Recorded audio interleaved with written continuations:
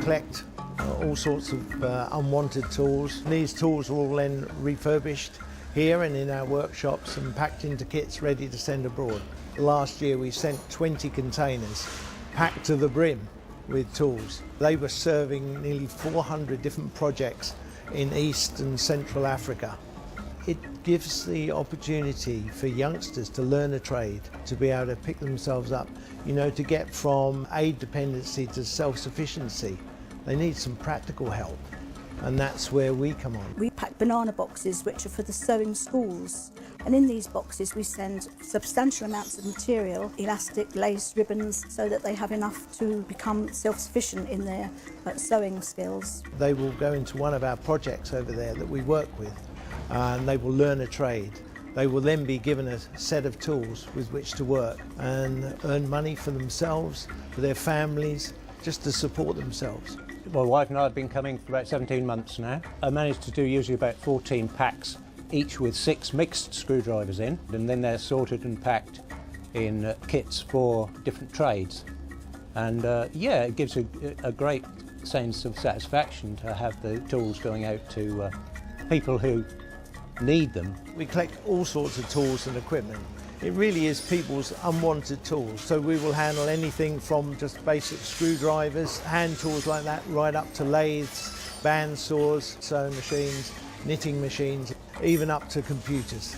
To recycle something anyway is marvellous, but to then be able to send it to somewhere like Africa where they're going to really make good use of it, yeah, it's nice to know that we can give something back. It gives me a chance to have a change in my week as well.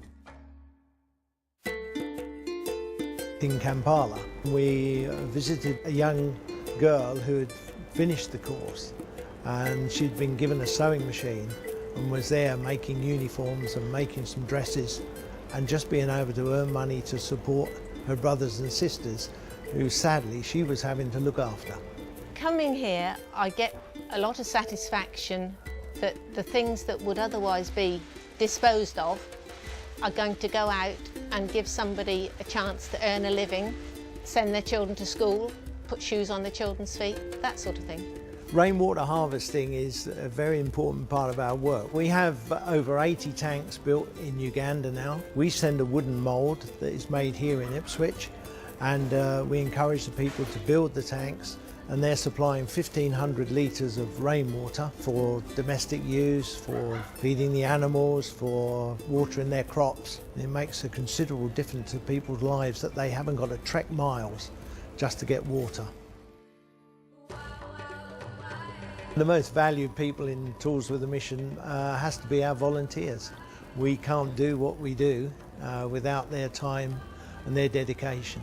So we're always keen to take on new volunteers who can spare some time. Obviously financial support we need as well to pay for the containers.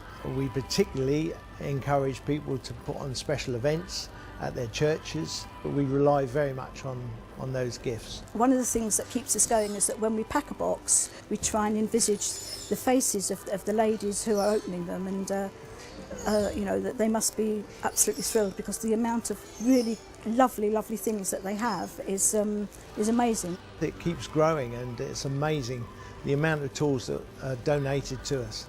I hope it will continue to grow so we can do even more containers, to find more projects that we can work with so we can reach more people around the world.